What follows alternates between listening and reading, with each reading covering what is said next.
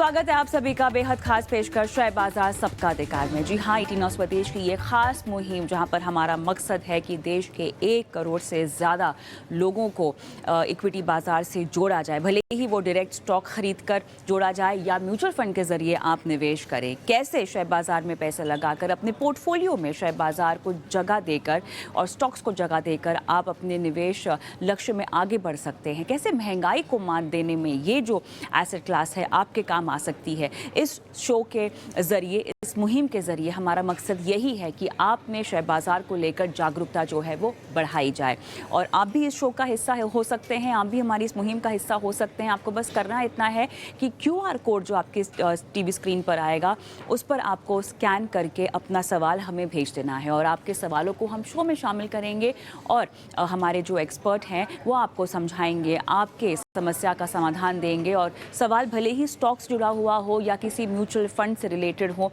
अपने सवाल आप QR कोड को स्कैन कर जो है वो भेज सकते हैं। लेकिन चलिए आज इस शो का आगाज़ करते हैं। मेरे साथ Pankaj Matpal MD ओपिया money managers जुड़ गए हैं, Sameer Shah head online business axis securities मेरे साथ जुड़ गए हैं। आप दोनों का स्वागत है हमारी इस बेहद खास पेशकश में। और 18 स्वदेश की ऐसी मुहिम जहां पर वाकई में हम लोगों को समझाना चाहते हैं कि कैसे शेयर बाजार सबका अधिकार है। और इस कड़ी में हमारे साथ पहले दर्शक भी हमारे जुड़ गए हैं। सुरेश, नमस्कार Suresh. Good evening ma'am. Good evening, कहाँ से बोल रहे हैं आप? मैं जम्मू कश्मीर से बोल रहा हूँ मैम। अच्छा सर, आप ने अपना कुछ निवेश को लेकर हमें सवाल पूछा है जिसमें आपने कुछ म्यूचुअल फंड्स में निवेश किया है। और सुरेश साहब, आपने HDFC का स्मॉल कैप रखा है, मोतीलाल ओसवाल का लार्ज एंड मिड कैप रखा है पोर्टफोलियो में, SBI का कॉन्ट्रा आपके पास है, कोटक का मल्टी कैप आपके पास है, पराग पारिक का फ्लेक्सी कैप आपके पास है। और अपने निवेश को आप बढ़ाना भी चाहते हैं स्टेप अप करके, 10 से 15% आपने मन बनाया है कि आप अपने निवेश को बढ़ाएंगे। और 2024 अभी ही हाल ही में आपने इन्वेस्टमेंट्स की शुरुआत की है और 1 करोड़ आपको चाहिए 10 साल में। मुझे ये बताइए कि जो फंड्स आपने चुने हैं ये आपने खुद बेस्ट परफॉर्मिंग फंड्स की सूची में से चुने हैं कि खुद रिसर्च की है? मैम आपका शो देख करके मैंने रिसर्च करके ये फंड चुना हूँ मैं। अच्छा, चलिए धन्यवाद, आप लगातार शो देखते हैं उस बात के लिए। कई बार सुरेश जी ऐसा होता है कि हम जो दर्शकों को फंड सुझाते हैं ना, वो उनकी स्थिति के अनुसार होते हैं। मान लीजिए उनमें रिस्क लेने की क्षमता है या नहीं है, उनका टाइम होराइजन क्या है, तो बहुत ही केस स्पेसिफिक होती है वो सलाह जो कि उस पर्टिकुलर निवेशक की सिचुएशंस पे डिपेंड करती हैं। बहरहाल आपने शो देखा और आपने फंड्स को अपने पोर्टफोलियो में जगह तो दी है। मेरे ख्याल से ये सवाल समीर के पास है तो मैं उन्हीं के पास जाऊंगी। तो समीर, अपने आप में जो इन्होंने पोर्टफोलियो बनाया है, फंड्स में कोई दिक्कत नहीं है, ये तमाम फंड्स मौजूदा स्थिति के लिहाज से अगर देखा जाए तो अच्छे हैं, ठीक है। लेकिन अब एक ओवर डिवर्सिफिकेशन का केस मेरे ख्याल से हो सकता है, ख़ासतौर से मिड कैप स्मॉल कैप को लेकर। कैसे उसे थोड़ा सा और आप मॉडिफाई कर सकते हैं? क्या कुछ बदलाव इनको फंड सिलेक्शन को लेकर आप बताएंगे?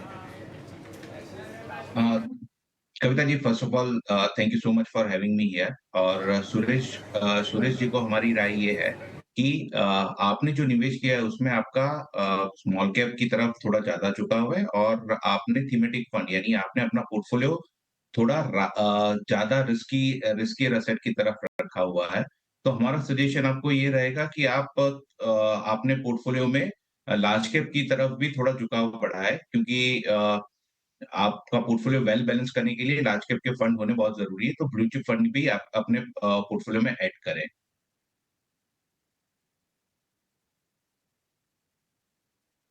समीर, और कोई सलाह देनी है आपको? आप शायद बोलते-बोलते रुक गए हैं। नहीं कविता जी, बस इतना ही इनको कहना था कि चलिए, आपने जो पोर्टफोलियो बनाया है उसमें थोड़ा लार्ज कैप की तरफ झुकाव बनाएँ। कोई खास वजह आप इनको कह रहे हैं कि लार्ज कैप की ओर झुकाव बढ़ाने के लिए, या आपको लगता है कि मिड कैप स्मॉल कैप में जितना निवेश कर रहे हैं वो अपने आप में पर्याप्त है, बस थोड़ा सा जो है इनको लार्ज कैप में, क्योंकि अब हम देख रहे हैं सूरत हाल थोड़ी सी हो सकता है कि लार्ज कैप की ओर चली जाए, हालांकि बाजार में ऐसा होता हुआ दिखाई नहीं दे रहा है। आपकी रणनीति लार्ज कैप की ओर हैवी होने के पीछे, सलाह के पीछे वजह क्या है? कविता जी, 2 रीज़न है। पहला, उनका पोर्टफोलियो अगर आप देखते हो तो स्मॉल कैप, मिड कैप और थीमेटिक फंड, ये सारों के सारे फंड्स रिस्कियर एसेट है। इन अ वे उसमें रिस्क थोड़ा ज़्यादा रहता है। अब अगर हम थोड़ा पोर्टफोलियो को बैलेंस करना चाहते हैं, तो हमें यहाँ पे ब्लू चिप में भी ब्लू चिप फंड वो पूरे पोर्टफोलियो को थोड़ा बैलेंस अप्रोच देगा, ताकि अगर मार्केट में ऊपर-नीचे होता है, तो ये कवर हो सकता है। अब उनका एक दूसरा क्वेश्चन था जहाँ पे उन्होंने बोला है कि हमें 10 साल में उनको 1 करोड़ रुपया जमा करना है। तो करंट जो एसआईपी की वैल्यू चल रही है 15,000 की, उसके हिसाब से वो 49 लाख रुपीस के करीब कवर कर पाएँगे। जिनका वो 3 साल के करीब उनका जो पोर्टफोलियो चल रहा है, उसको मिला के वो करीबन 49 लाख के करीब कवर कर पाएँगे। अगर उनको 1 करोड़ का लक्ष्य हासिल करना है अगले 10 साल में, तो उनको हर साल 10 से 15% का एसआईपी में अमाउंट टॉप अप करना पड़ेगा। चलिए ठीक है, तो ये सलाह मिलती हुई जहाँ पर आपको कुछ बदलाव करने की सलाह दी जा रही है सुरेश, और निवेश को हालांकि आपको ज़रूर ही बढ़ाना होगा, ठीक है? तो जब आप बढ़ाएंगे तब जाके अपने लक्ष्य के थोड़ा सा और करीब आप पहुँच पाएंगे। आगे बढ़ते हैं, नकुल साहब फ़ोन लाइन पर मेरे साथ हैं। नकुल मैम। जी, आपने कुछ फंड्स की डिटेल्स मुझे दी है, कुल मिला के 9 फंड्स हैं आपके पोर्टफोलियो में, और आपने जो मैम शुरुआत ही मैंने की है। जी, जी मैम, मैंने इसी महीने शुरुआत की है और ओके, इसीलिए मेरी लिस्ट पे कुछ ज़्यादा बड़ी हो गई है। हाँ, वही मुझे भी लग रहा है, 9 फंड्स तो बहुत ज़्यादा शामिल कर दिए। तो जी मैम, हुँ, मैं चाह रहा था बताइए। कि स्टार्टिंग है मेरी, तो एक्सपर्ट से सलाह लेके ज़्यादा बेटर रहेगा। हाँ, हाँ। नहीं, नहीं, अच्छा किया आपने अपना सवाल हमें भेजा, धन्यवाद उसके लिए। तो अब हो ये गया है कि 15 से 20 साल का समय तो अच्छा है आपका, वो मेरे ख़्याल से सराहनीय टाइम होराइज़न है आपकी, और आप जो है 10% से बढ़ाना भी चाहेंगे अपने निवेश को, ये भी बहुत बढ़िया है। जी मैम। कितना आपको प्राप्त करना है? आपको एक्यूमुलेट कितना करना है इतने लंबे समय में? मैम 20 साल में मेरा जो इन्फ्लेटेड एडजस्टेड जो गोल है वो 2 सीआर का है, और जो मैं करंट एसआईपी इन्फ्लेशन, जो ओके। 10,000 से कर रहा हूँ, वो मैं 10,000 हाँ, और अमाउंट बढ़ा सकता हूँ। ठीक है। ठीक है, चलिए तो बताते हैं आपको कि निवेश को कितना बढ़ाना होगा, और इन्फ्लेशन एडजस्टेड आप कह रहे हैं, तो मैं अज्यूम कर रही हूँ कि आपने सारी कैलकुलेशंस ऑलरेडी फिगर इन कर ली हैं। नकुल? जी मैम। ओके, हाँ ऑलराइट। जी मैम। पंकज जी, आपके पास है इनका सवाल, और ये खुद कह भी रहे हैं कि ये एक बिगिनर हैं, और इन्होंने बिगिनर होने के नाते बहुत सारे फंड्स अपने पोर्टफोलियो में भी डाल दिए हैं। तो बताइए, 2 करोड़ का इनका टारगेट है, इन्फ्लेशन एडजस्टेड इन्होंने जो है कैलकुलेशन की है लक्ष्य को लेकर। बिल्कुल। देखिए रकुल जी, यदि हम 12% के सीएजीआर पर कैलकुलेट करते हैं, तो ₹20,000 अगर आप 20 साल तक इन्वेस्ट करते हैं हर महीना, तो आपके पास 3.74 करोड़ रुपीज़ इकट्ठा हो सकते हैं। तो आपका जो टारगेट है, उससे ज़्यादा राशि इकट्ठा हो सकती है। यानी कि ₹20,000 पर मंथ, साथ में 10% से आप स्टेप अप भी करेंगे, जो आपने कहा है, तो ये 3.74 करोड़ रुपीज़ बन सकते हैं। तो टारगेट तो आपका अचीव हो जाएगा, लेकिन क्योंकि समय के साथ वैसे की वैल्यू काफ़ी कम हो जाती है, आप जानते हैं इन्फ्लेशन की वजह से, तो ऐसा नहीं कि मैंने कहा कि 2 करोड़ से ज़्यादा बनेंगे, आप एसआईपी कम कर दें, एसआईपी आपको बढ़ानी है, जितनी करें ज़्यादा ही करनी है। दूसरी बात आपने जो कहा कि आपके पास फंड ज़्यादा है, तो इसमें कोई दो राय नहीं है। मैं आपको ₹20,000 के लिए थोड़ा-सा आपका जो पोर्टफोलियो है उसे स्ट्रक्चर करके देता हूँ। आप क्या कीजिए, आप ICICI prudential blue chip fund जो है आपके पास ऑलरेडी है, उसमें आप ₹4,000 इन्वेस्ट कीजिए, और आपको एक फ्लेक्सी कैप फंड आपके पास है, उसमें भी आप ₹4,000 इन्वेस्ट कीजिए। आप अभी कम कर रहे हैं, लेकिन क्योंकि बाकी स्कीम आप बंद करेंगे, तो यहाँ पर आपको मैं अमाउंट वाइज़ बता रहा हूँ कि हर स्कीम के सामने कितनी एसआईपी होनी चाहिए। Motilal Oswal mid cap fund आपके पास है, उसमें ₹5,000, Canara Robeco small cap fund में ₹4,000, और एसबीआई कॉन्ट्रा में आप ₹3,000 की एसआईपी कर सकते हैं। तो इस तरह से आपके पास में सिर्फ 5 स्कीम रहेंगी, और बाकी स्कीम को आप बंद कर दीजिए। तो ये आपका पोर्टफोलियो छोटा हो जाएगा, और एक वेल बैलेंस भी पोर्टफोलियो बन जाएगा। हालाँकि यहाँ पे मिड कैप, स्मॉल कैप भी है, लेकिन ध्यान रहे कि आप लॉन्ग टर्म के लिए कर रहे हैं, यहाँ पर एसआईपी के ज़रिए आप इन्वेस्ट करते रहें। ऑलराइट, चलिए तो थोड़ा सा पोर्टफोलियो को आपको फ़िल्टर आउट करना होगा, और बताई गई स्कीम्स में आपको अपना निवेश अब बदलना है। पंकज जी, जो स्कीम्स में आप निवेश बंद करने की सलाह दे रहे हैं, उनमें बस एसआईपी बंद करें ना, कि पैसे भी निकाल दें?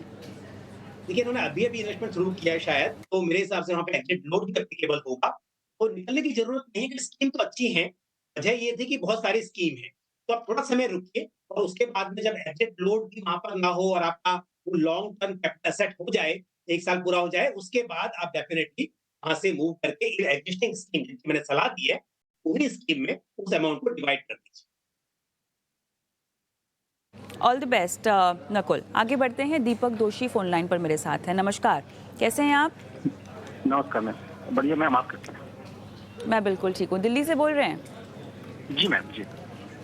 बताइए, आपने कोई प्रॉपर्टी पर सवाल पूछा है, क्या है आपका सवाल? नहीं, मेरा ये था कि प्रॉपर्टी को सेल कर रहा हूँ, उसके बाद मुझे ना रिटायरमेंट के लिए, मेरी एज 57 ईयर्स है और मैं रिटायरमेंट की प्लानिंग कर रहा हूँ फ्यूचर के लिए, तो उसमें मुझे वो 50 लाख कहाँ इन्वेस्ट करूँ कि मुझे कुछ मंथली इनकम मिलती रहे? ठीक है, प्रॉपर्टी बेचकर आपको 80 लाख मिलने वाले हैं या 50 लाख मिलने वाले हैं? नहीं, मिलने वाले 80 हैं करीब। 80 हैं, ठीक है, बट उसमें से हाँ, आपको निवेश केवल 50 ही करने हैं। हाँ, मैं ये सोच रहा हूँ कि पहले 50 करूँ, फिर उसके बाद उसको इसका जो आउटकम होगा उसकी बेसिस पर फिर मैं बैलेंस करूँगा। ठीक है, अच्छा, ये वो रकम तो नहीं है ना, ये वो निवेश तो नहीं है ना जिसमें आपको हर महीना पैसे चाहिए होंगे, या इसी में से आप अपने हर महीने का खर्चा भी निकालना चाहेंगे रिटायरमेंट के बाद? After 1 year. आफ्टर 1 ईयर आपको पैसों की ज़रूरत है, ठीक है। समीर, मेरे ख्याल से आपके पास है ये सवाल, तो मामला क्लियर है। इनको अपनी प्रॉपर्टी बेचनी है जिसमें से 50 लाख होंगे, इनके पास 80 लाख, लेकिन उसमें से केवल 50 लाख रुपए इनको ऐसे निवेश करने हैं कि इन्हें 1 साल के बाद जो है मंथली इनकम कुछ हाथ में आनी शुरू हो जाए। एक सवाल मुझे पूछना होगा दीपक जी से। दीपक जी, कितना आपको मंथली रिक्वायरमेंट होगा फिर इनकम का? जो प्रिंसिपल है वो सेफ रहे और कुछ मेरा उसमें इंक्रीमेंट भी होता है। मैंने ऐसा कोई उस पर कैलकुलेशन नहीं किया। नहीं, जो आपको 1 साल के बाद हर महीने पैसे चाहिए होंगे ना इस निवेश में से, तो वो कितनी राशि होगी? वो 20 चलेगा, 20,000 रुपये आपको चाहिए होंगे हर महीना, ठीक है। ऑलराइट, ओके, तो समीर, फिलहाल कहाँ ये निवेश कर सकते हैं? देखिए, SWP तो खैर ये लागू करेंगे ही और वो लागू करना भी चाहिए, वो आप इनको समझाएंगे भी, लेकिन क्योंकि ये वो ऐसी राशि है जिसको ये इस्तेमाल करने वाले हैं लाइफ लॉन्ग, और इसमें से इनको चाहिए होंगे 20,000 रुपये हर महीना, ठीक है। तो अब ये किस तरह के एसेट क्लास में आप इनको लगाने की सलाह देंगे ताकि इनकी कमाई भी होती रहे और साथ ही इनको मंथली इनकम भी मिलती रहे 1 साल के बाद जो कि ये शुरू करेंगे निवेश के? तो दीपक जी, यहाँ पे हमारा सजेशन आपको ये रहेगा कि आप हाइब्रिड फंड और लार्ज कैप फंड में इन्वेस्ट करें, जहाँ पे हम सेफली अज्यूम कर रहे हैं कि आपका पोर्टफोलियो आपको 10% के करीब का एनुअल रिटर्न जनरेट करके देगा। अब अगर हम 50 लाख रुपए का इन्वेस्टमेंट करते हैं और हमारा हमारा सजेशन जनरली ये रहता है कि 6 से 7% के बीच में आपके एयूएम जो भी इन्वेस्टमेंट किया है उसका एसडब्ल्यूपी करें 1 साल के बाद। तो आपको बेनिफिट ये होगा कि आप 6% के हिसाब से अगर 6 से 7% के करीब विथड्रॉल करते हो तो आप अपना 20,000 के जो एक्सपेक्टेशन रखा है उससे ज़्यादा विथड्रॉ कर पाओगे। पहला सजेशन आपको ये रहेगा कि आप जब हाइब्रिड फंड की बात कर रहे हैं तो आप आईसीआईसीआई प्रूडेंशियल का सॉरी एचडीएफसी का बैलेंस फंड बाय करें और दूसरा एसबीआई का बैलेंस फंड बाय कर सकते हैं। और लार्ज कैप फंड में हमारा एंड से सजेशन आपको ये रहेगा कि आप आईसीआईसीआई का ब्लू चिप फंड बाय करें, और अगर आपको और फर्दर डाइवर्सिफाइड करना है तो निप्पॉन का भी लार्ज कैप फंड बाय कर सकते हैं। ये हमारा आपको स्कीम को लेके सजेशन है। अब एसडब्ल्यूपी करने के आपको बहुत फायदे होंगे दीपक जी। जैसे आपने बताया कि आप 50 लाख रुपया इन्वेस्ट करना चाहते हो हाल फिलहाल। उसपे अगर हम 10% रिटर्न जनरेट करते हैं, तो करीबन-करीबन आप जितना पैसा एसडब्ल्यूपी से विथड्रॉ करोगे, से अगर हम 20,000 रुपया हर महीना विथड्रॉ करते हैं तो सालाना 240 और 20 साल में आप करीबन 48 लाख रुपए विथड्रॉ कर पाओगे। जबकि आपका एयूएम 10% अगर आपका बाकी का पोर्टफोलियो रिटर्न जनरेट करता है, तो आपका एयूएम करीबन 1 करोड़ 25 लाख के आसपास ये विथड्रॉल करने के बाद भी बचेगा। तो एसडब्ल्यूपी करने का बहुत फायदा है। एसडब्ल्यूपी होता क्या है कि आप अभी इन्वेस्टमेंट करोगे, 1 साल के बाद आप मंथली हर महीने एसडब्ल्यूपी प्लान में आप डिसाइड करके बताओगे कि कितना आपको विथड्रॉ करना है, कौन से स्कीम से करना है, वो हिसाब से फंड में से पैसा निकलेगा और आपके बैंक अकाउंट में क्रेडिट हो जाएगा। ये हमारा आपको ओवरऑल सजेशन ये रहेगा। कोई सवाल आपने पूछना है? इसमें मुझे ये पूछना है कि 1.25 करोड़ बता रहे हैं सर, ये कितने ईयर्स के लिए मुझे के बाद मिलेगा ये अमाउंट?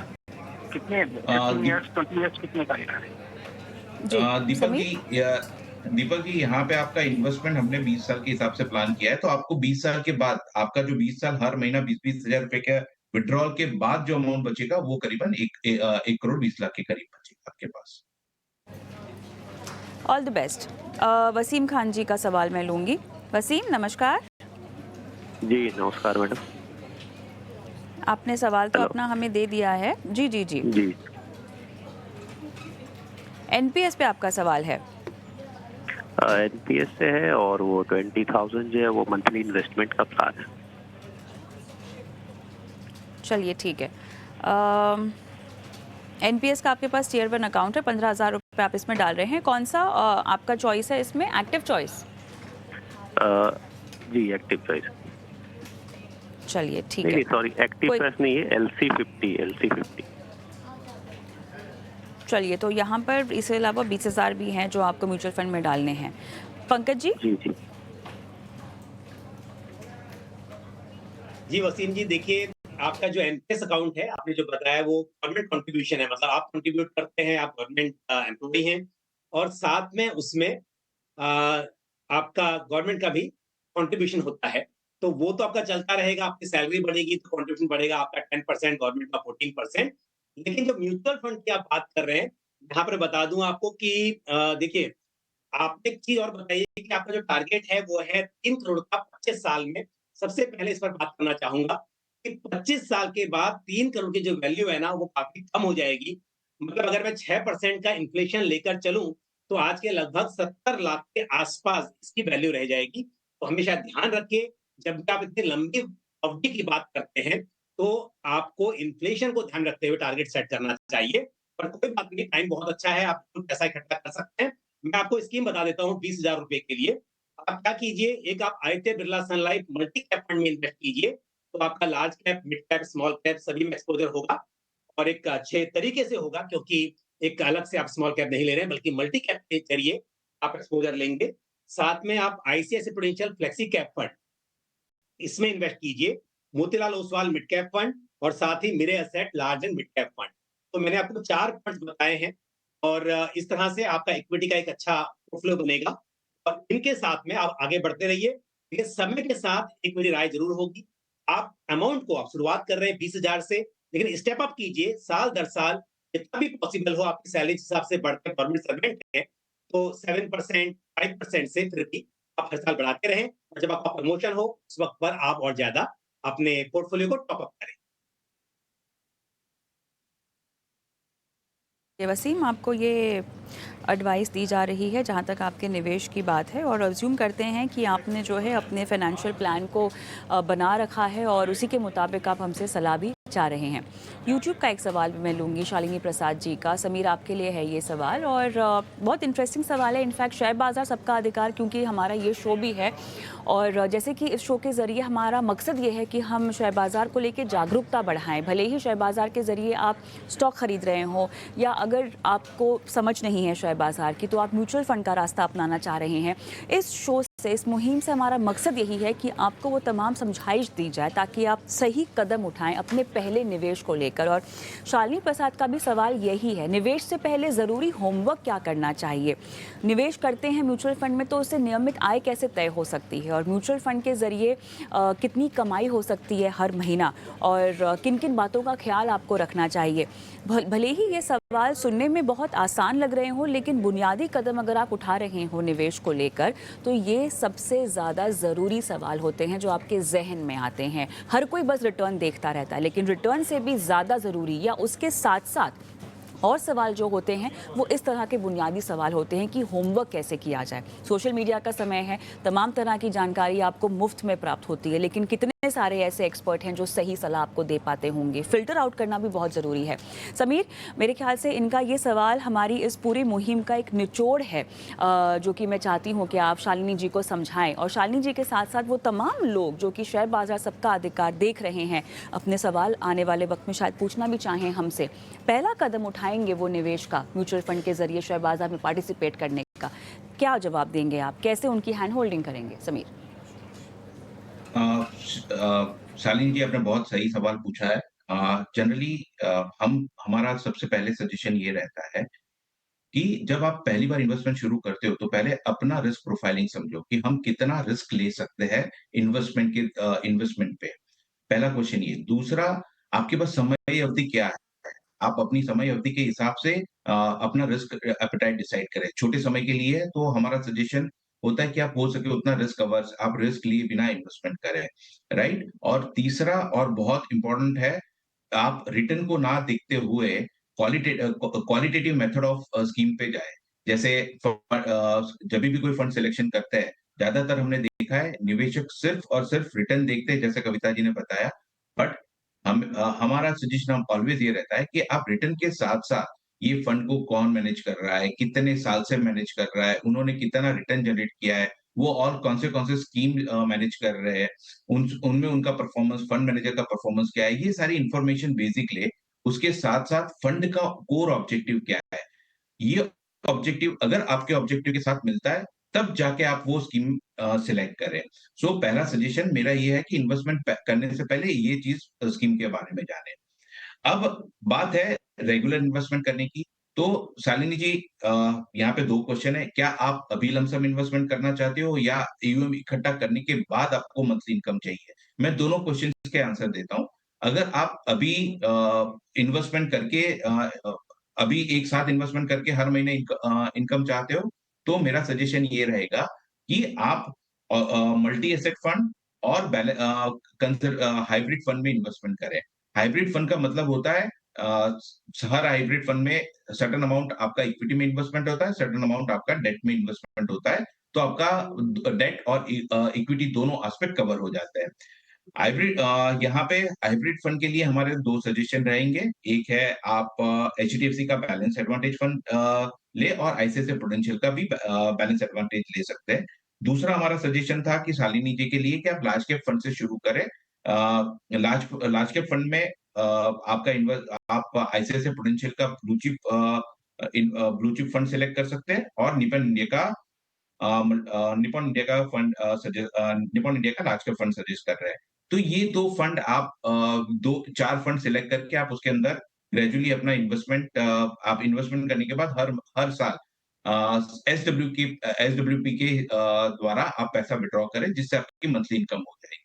पहला ये। अब आप कितना मंथली इनकम आप मंथली विथड्रॉ करना चाहिए अपने ईयूएम का, तो हमारा जनरल सजेशन ये रहता है 6 से 7% का आप विथड्रॉल करें।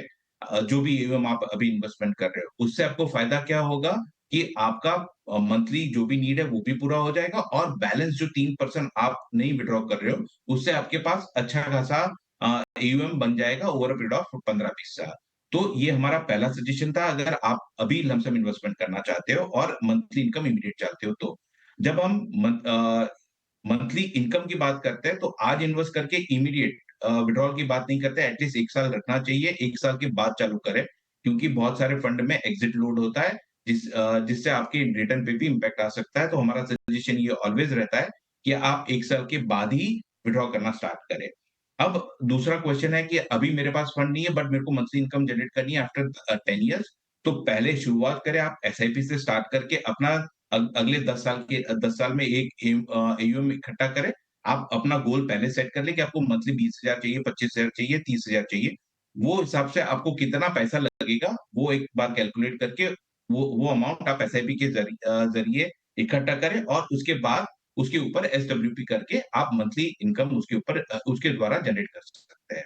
तो हमारा सजेशन ये रहेगा कि आप अपनी ज़रूरत के हिसाब से पहले फंड सिलेक्ट करें और बाद में एसडब्ल्यूपी के थ्रू विथड्रॉ करें।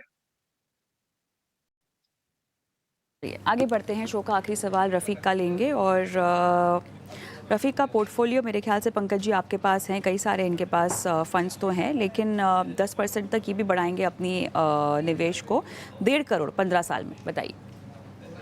कि पहली बात तो ये है कि यहाँ पर पोर्टफोलियो में 18,000 की एसआईपी है, उसमें से 10,000 जा रहे हैं सिर्फ स्मॉल कैप में।